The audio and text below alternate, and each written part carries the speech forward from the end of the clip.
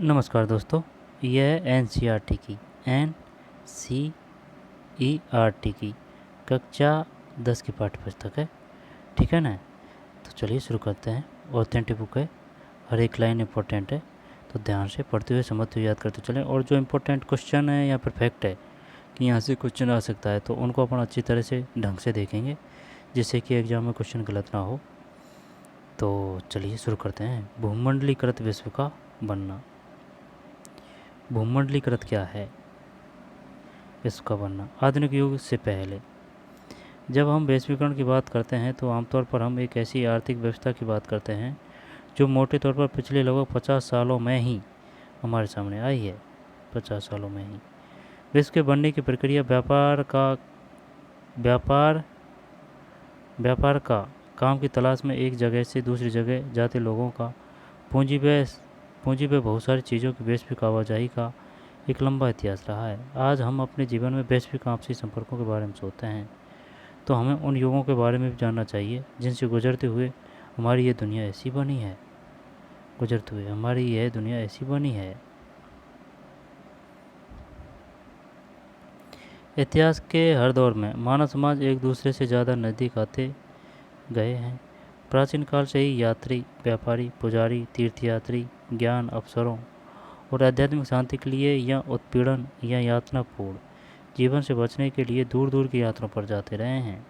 अपनी यात्राओं में ये लोग तरह तरह की चीज़ें, पैसा, मूल्य मान्यताएँ, हुनर, विचार, आविष्कार और यहाँ तक कि कीटाणु और बीमारी भी साथ लेकर चलते रहे हैं। अच्छा, कीटाणु और बीमारियाँ भी। 3000 ईसा पूर्व में समुद्री तटों पर होने वाले व्यापार के माध्यम से सिंधु घाटी की सभ्यता उस इलाके से भी जुड़ी हुई थी जिसे आज हम पश्चिमी एशिया के नाम से जानते हैं। 1000 साल से भी ज़्यादा समय से मालदीव के समुद्र में पाई जाने वाली कौड़ियों, जिसे पैसे या मुद्रा के रूप में इस्तेमाल किया जाता था। कौड़ियों, मालदीव के समुद्र में पाई जाने वाली कौड़ियों, सीपियन उनको बोलते हैं कौड़ियों। समुद्र में पाई जाने वाली कौड़ियों जिसे पैसे या मुद्रा के रूप में इस्तेमाल किया जाता था, चीन और पूर्वी अफ्रीका तक पहुंचती रही है। बीमारी फैलाने वाले कीटाणुओं का दूर दूर तक पहुंचने का इतिहास भी 7वीं सदी तक ढूंढा जा सकता है। बीमारी फैलाने वाले कीटाणुओं का दूर दूर तक पहुंचने का इतिहास भी 7वीं सदी तक ढूंढा जा सकता है। 13वीं सदी के बाद तो इनके प्रसार को नीचे ही साफ देखा जा सकता है। 7वीं, फिर 13वीं। एक स्मृति शिला पर पानी के एक जहाज का चित्र, गोवा संग्रहालय, 10वीं शताब्दी का है। आई बात समझ में। पश्चिम तट के क्षेत्र में पाई गई 9वीं सदी के बाद की स्मृति शिलाओं पर जलपोतों की तस्वीरों से उस काल में समुद्री व्यापार के महत्व का पता चलता है। 9वीं सदी के बाद की स्मृति शिलाओं पर जलपोतों की तस्वीरों से उस काल में समुद्री व्यापार के महत्व का पता चलता है।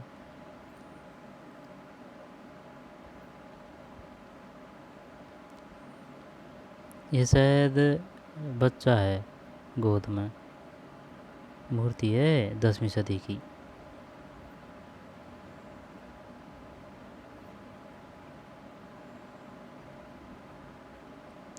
वीणा, नहीं ये नाव है, लेकिन इसके नीचे पहिए से लगा रखे हैं कुछ, या फिर लाकड़ी बोल सकते हैं सरकाने के लिए।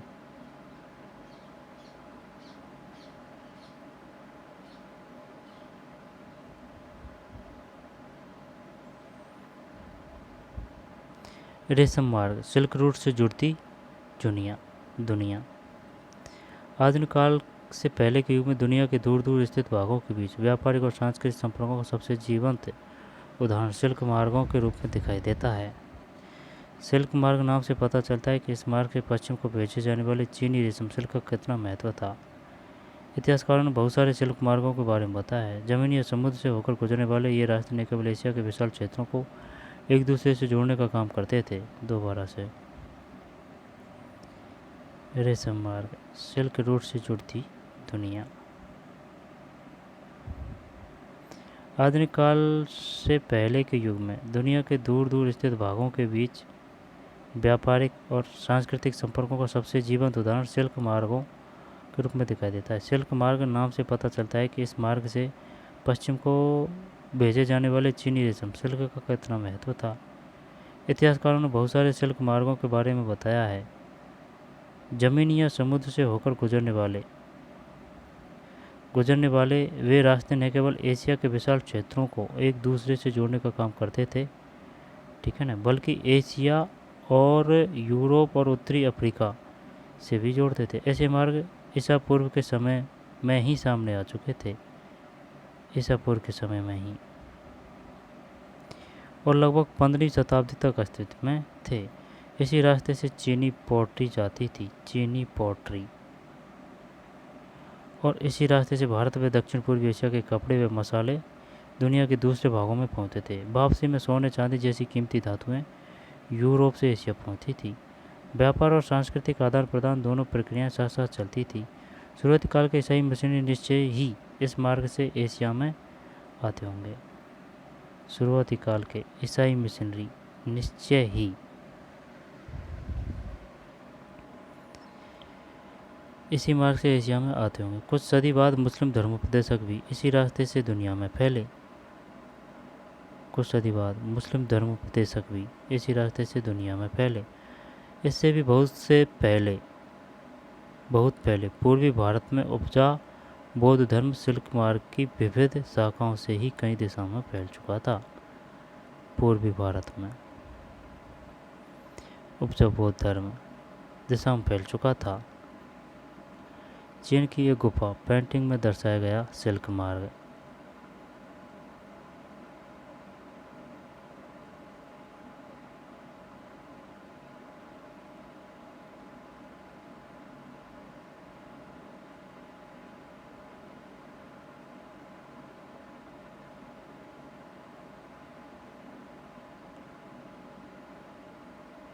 ठीक, ये गढ़ है ना, अपन गढ़ बोलते हैं, तो इनका ये राजा का महल मान सकते हैं, बड़ा गढ़ ये है ना, वहाँ अलग बोलते होंगे इसको।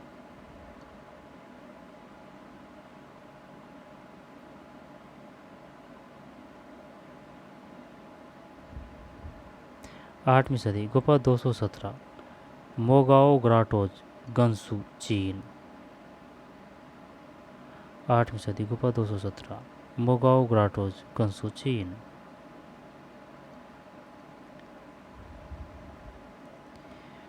है ना, ठीक है। अब है भोजन की यात्रा, स्पेगेटी और आलू। स्पेगेटी और आलू हमारे खाद्य पदार्थ दूसरे देशों के बीच सांस्कृतिक आदान प्रदान के कई उदाहरण पेश करते हैं। जब भी व्यापारी और मुसाफिर किसी नए देश में जाते थे, जाने अनजाने वहाँ नई फसलों के बीज बो आते थे। संभव है कि दुनिया के विभिन्न भागों में मिलने वाले झटपट तैयार होने वाले रेडी खाद्य पदार्थों के भी साझा स्रोत रहे हो। भोजन की यात्रा, स्पेगेटी और आलू।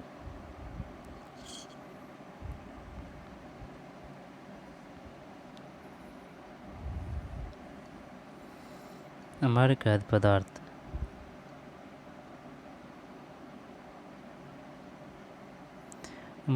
पदार्थ दूसरे देशों के बीच सांस्कृतिक आदान प्रदान के कई उदाहरण पेश करते हैं। ये बताइए स्पेगेटी क्या है। जब भी व्यापारी और मुसाफिर किसी नए देश में जाते थे, जाने अनजाने वहाँ नई फसलों के बीज बो आते थे। संभव है कि दुनिया के विभिन्न भागों में मिलने वाले झटपट तैयार होने वाले रेडी खाद्य पदार्थों के भी साझा स्रोत रहे हो। आइए स्पेगेटी ये क्या है भाई, और नूडल्स का ही उदाहरण लें। माना जाता है कि नूडल्स चीन से पश्चिम में पहुँचे और वहाँ उन्हीं से स्पेगेटी का जन्म हुआ। यह संभव है कि पास्ता अरब यात्रियों के साथ, नूडल्स कहाँ के थे, चीन के, यहाँ से गया था पश्चिम में, और वहीं उन्हीं से स्पेगेटी का जन्म हुआ था। यह संभव है कि पास्ता अरब यात्रियों के साथ पश्चिमी सदी में सिसिली पहुंचा, जो अब इटली का ही एक टापू है। पहुंचा, जो अब इटली का ही एक टापू है। इसी तरह के आहार भारत और जापान में भी पाए जाते हैं। भारत और जापान में भी पाए जाते हैं।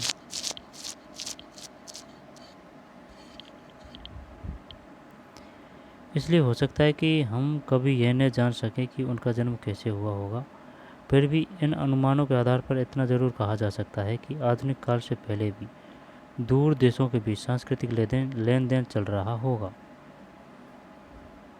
आलू, सोया, मूंगफली, मक्का, टमाटर, मिर्च, शकरकंद और ऐसे ही बहुत सारे दूसरे खाद्य पदार्थ लगभग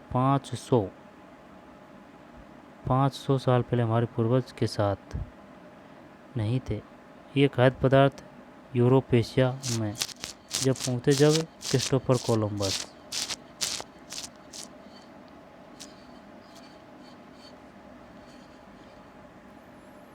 ये खाद्य पदार्थ यूरोप एशिया में तब पहुँचे जब क्रिस्टोफर कोलंबस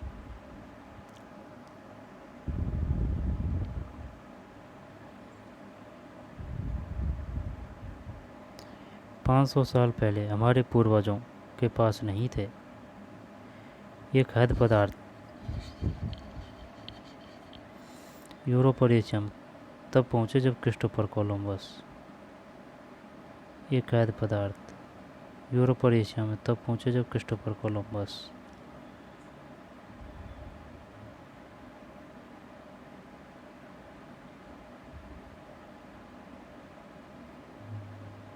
गलती से उन अज्ञात महाद्वीपों पर पहुंच गया जिन्हें बाद में अमेरिका के नाम से जाना जाने लगा। यहाँ अमेरिका का मतलब उत्तरी अमेरिका है ना, दक्षिण अमेरिका, कैरेबियन द्वीप समूह सभी से है। दरअसल हमारे बहुत सारे खाद्य पदार्थ अमेरिका के मूल निवासियों यानी कि अमेरिकन इंडियनों से हमारे पास आए हैं।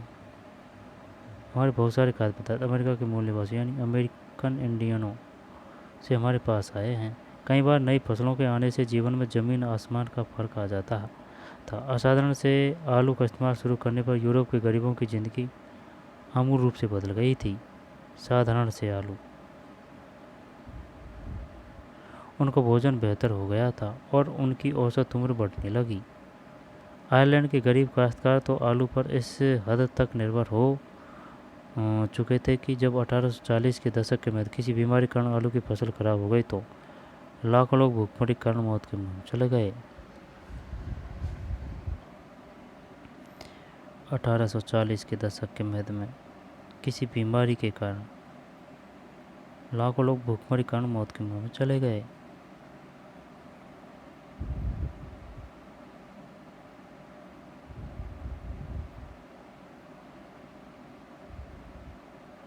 आयरलैंड में आलू काल, इलस्ट्रेंड लंदन न्यूज़ 1849।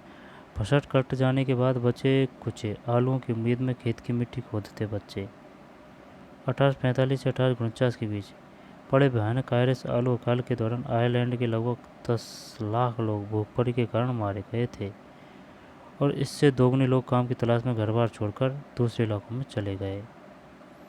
आयरलैंड में आलू अकाल, इलस्ट्रेड लंदन न्यूज़ 1849। फसल कट जाने के बाद बचे कुचे आलूओं की उम्मीद में खेत की मिट्टी खोदते बच्चे। 1845 से 1849 के बीच पड़े भयानक आयरिश आलू अकाल के दौरान आयरलैंड के लगभग 10 लाख लोग भूखमरी के कारण मारे गए थे और इससे दोगुने लोग काम की तलाश में घर बार छोड़कर दूसरे इलाकों में चले गए थे भाई।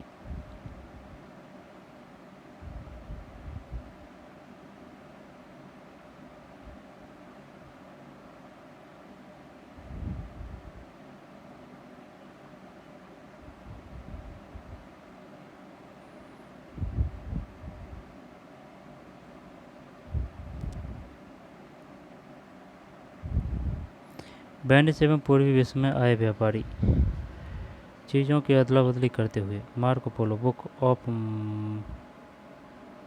Marvels. Book of Marvels, Marvel series तो हॉलीवुड की फेमस सीरीज है भाई। मार्वल से काफ़ी यहाँ पर बहुत सारी काफ़ी मूवी जारी हो चुकी है। बुक का और नाम है बुक ऑफ मार्वल्स, 15वीं सदी, तो शायद ये इसके ही नाम पे पड़ा है भाई, मार्वल्स। वेनिस एवं पूर्वी विश्व से आए व्यापारी चीज़ों की अदला बदली करते हुए Marco Polo, Book of Marvels, 15वीं सदी की है मार्वल्स बुक।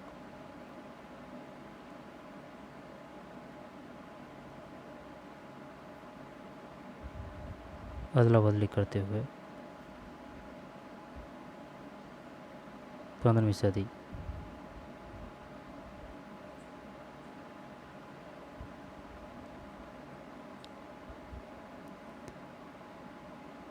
ठीक। गुफा 217 मोगाओ गाटोज, गंसू, चीन। एक स्मृतिशिला पर पानी के एक जहाज का चित्र, गोवा संग्रहालय, 10वीं शताब्दी। आगे चलते हैं। विजय, बीमारी और व्यापार। विजय, बीमारी और व्यापार। 16वीं सदी में जब यूरोपियन जहाज़ों ने एशिया तक का समुद्री रास्ता ढूंढ लिया और वे पश्चिमी सागर को पार करते हुए अमेरिका तक जा पहुंचे, तो पूर्व आधुनिक विश्व बहुत छोटा सा दिखाई देने लगा। इससे पहले कई सदियों से हिंद महासागर के पानी में फलता फूलता व्यापार, तरह तरह के सामान, लोग, ज्ञान और परंपराएं एक जगह से दूसरी जगह आ जा रही थी। भारतीय उपमहाद्वीप इन प्रभावों के रास्ते में एक अहम बिंदु था। विजय, बीमारी और व्यापार।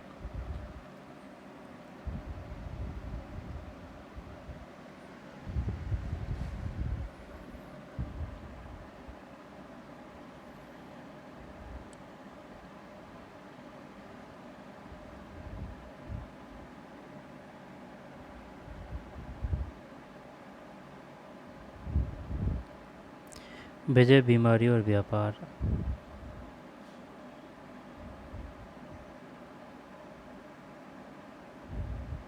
16वीं सदी में जब यूरोपीय जहाजियों ने एशिया तक का समुद्री रास्ता ढूंढ लिया। 16वीं एशिया तक का समुद्री रास्ता ढूंढ लिया और वे पश्चिमी सागर को पार करते हुए अमेरिका तक जा पहुँचे। पश्चिमी सागर को पार करते हुए यूरोपीय जहाजियों ने एशिया तक का समुद्री रास्ता ढूंढ लिया और वे पश्चिमी सागर को पार करते हुए अमेरिका तक जा पहुँचे, तो पूर्व आधुनिक विश्व बहुत छोटा सा दिखाई देने लगा। इससे पहले कई सदियों से हिंद महासागर के पानी में फलता फूलता व्यापार, तरह तरह के सामान, लोग, ज्ञान और परंपराएं एक जगह से दूसरी जगह आ जा रही थी। भारतीय उपमहाद्वीप इन प्रभावों के रास्ते में एक अहम बिंदु था। पूरे नेटवर्क में इस इलाके का भारी महत्व था। यूरोपियों के दाखिले से यह आवाजाही और बढ़ने लगी और इन प्रभावों की दिशा यूरोपियों की तरह भी मुड़ने लगी।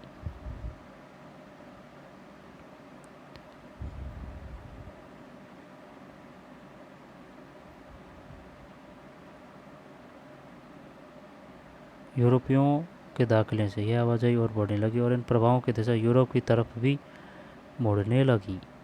अपनी खोज से पहले लाखों साल से अमेरिका दुनिया से कोई संपर्क नहीं था, लेकिन 16वीं सदी से उसकी विशाल भूमि और बेहिसाब फसलें, वे खनिज पदार्थ, हर दिशा में जीवन का रूप रंग बदलने लगे। आज के पेरू और मैक्सिको में मौजूद खानों से निकलने वाली कीमती धातुओं, खासतौर से चांदी, ने भी यूरोप की संपदा को बढ़ावा और पश्चिमी एशिया के साथ होने वाले उसके व्यापार को गति प्रदान की।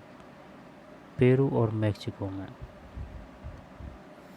खासतौर से चांदी ने भी, है ना, पेरू और मैक्सिको। 17वीं सदी के आते आते पूरे यूरोप में दक्षिण अमेरिका की धन संपदा के बारे में तरह तरह के किस्से बनने लगे थे। इन्हीं किंवदंतियों की बदौलत वहाँ के लोग एल डोराडो को सोने का शहर मानने लगे।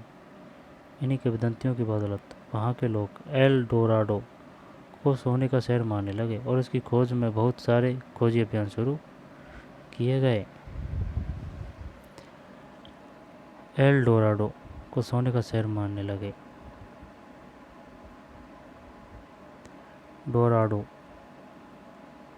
बहुत सारे खोजी अभियान शुरू किए गए। 16वीं सदी के मध्य तक आते आते पुर्तगाली और स्पेनिश सेनाओं की विजय का सिलसिला शुरू हो चुका था।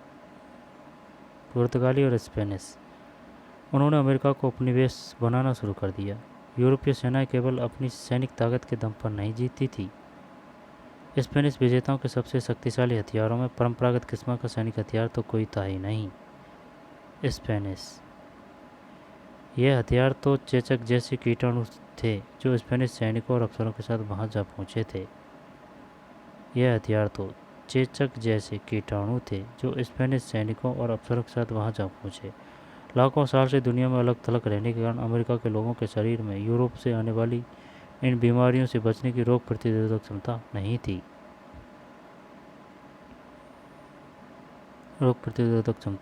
थी।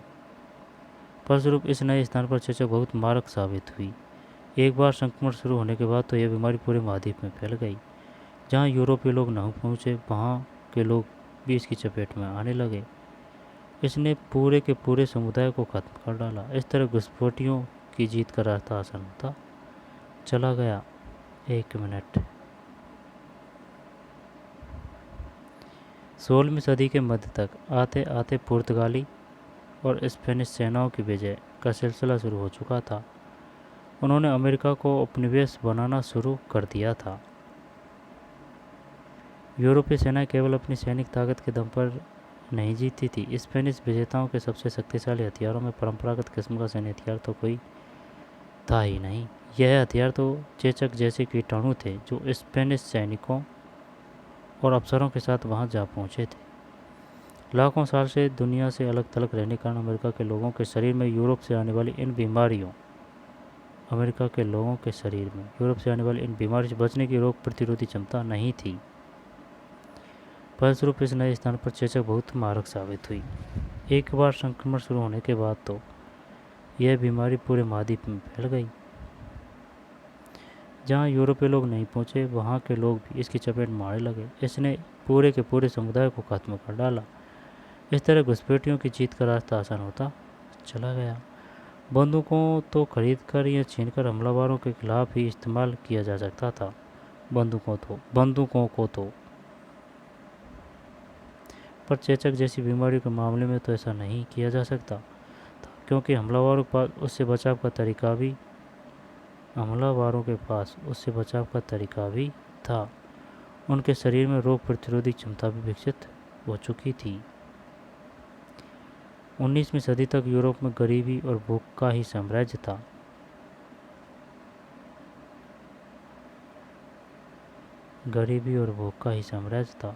शहरों में बेहिसाब भीड़ थी और बीमारियों का बोलबाला था। धार्मिक टकराव आम थे। धार्मिक असंतुष्टों को कड़ा दंड दिया जाता था। 19वीं सदी तक यूरोप में गरीबी और भूख का ही साम्राज्य था। ठीक है।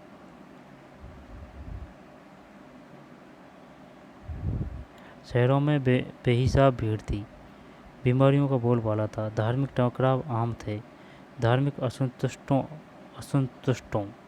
को कड़ा दंड दिया जाता था। इस वजह से हजारों लोग यूरोप से भागकर अमेरिका जाने लगे।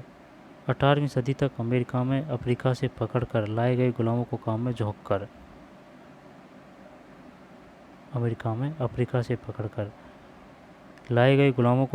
झोंककर यूरोपीय बाजारों के लिए कपास और चीनी का उत्पादन किया जाने लगा।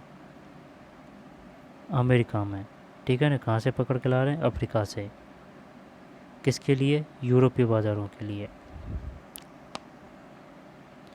18वीं शताब्दी का काफ़ी समय बीत जाने के बाद भी चीन और भारत को दुनिया के सबसे धनी देशों में गिना जाता था।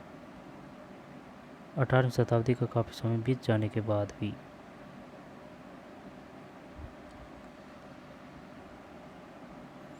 चीन और भारत एशियाई व्यापार में भी उन्हीं का दबदबा था। लेकिन विशेषज्ञों का मानना है कि 15वीं सदी से चीन ने दूसरे देशों के साथ अपने संबंध कम करना शुरू कर दिए और वह दुनिया से अलग थलग पड़ने लगा। चीन की घटती भूमिका और अमेरिका के बढ़ते महत्व के चलते विश्व व्यापार का केंद्र पश्चिम की ओर खिसकने लगा। अब यूरोप ही विश्व व्यापार का सबसे बड़ा केंद्र बन गया। चर्चा करें। जब हम कहते हैं कि 16वीं सदी से दुनिया सिकुड़ने लगी तो इसका क्या मतलब है? इसका मतलब है जैसे कि 1500 से चालू और 16 तक, जैसे कि 1900 है ना, और 2000।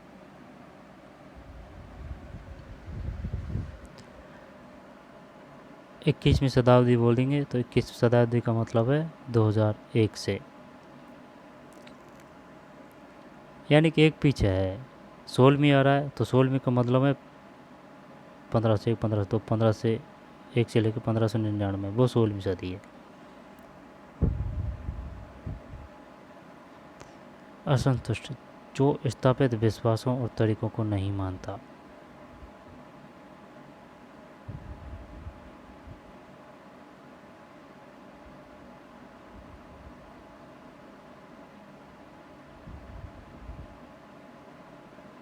जैविक युद्ध। न्यू इंग्लैंड स्थित मैसाचुसेट्स वे कॉलोनी के पहले गवर्नर जॉन ब्रेनशार्प ने मई 1634 में लिखा था कि छोटी चेचक उपनिवेशकारों के लिए ईश्वर का वरदान है। देसी जनता छोटी चेचक के कारण लगभग पूरी खत्म हो चुकी थी। इस तरह परमेश्वर ने हमारी मिल्कियत पर हमें मालिकाना दे दिया। न्यू इंग्लैंड स्थित मैसाचुसेट्स वे कॉलोनी के पहले गवर्नर जॉन विनथॉर्प ने मई 1634 में लिखा था कि छोटी चेचक उपनिवेशकारों के लिए ईश्वर का वरदान है। देसी जनता छोटी चेचक के कारण लगभग पूरी खत्म हो चुकी थी। इस तरह परमेश्वर ने हमारी मिल्कियत पर हमें मालिकाना दे दिया।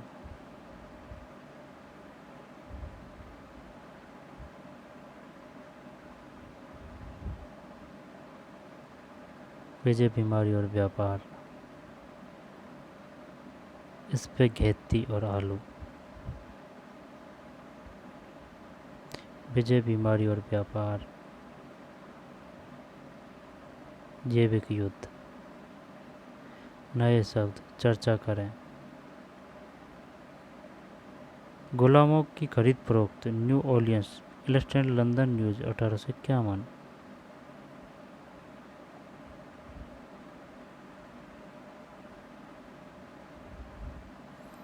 एक खरीदार नीलामी के लिए कतार में खड़े गुलामों को गौर से देख रहा है। इस क्षेत्र में 4 औरतें और लंबी टोपियां पहने 7 पुरुषों के साथ 2 बच्चे भी बिकने के लिए खड़े हैं। अच्छी कीमत पाने के लिए गुलामों को अक्सर बढ़िया कपड़े पहनाकर बाजार में लाया जाता था।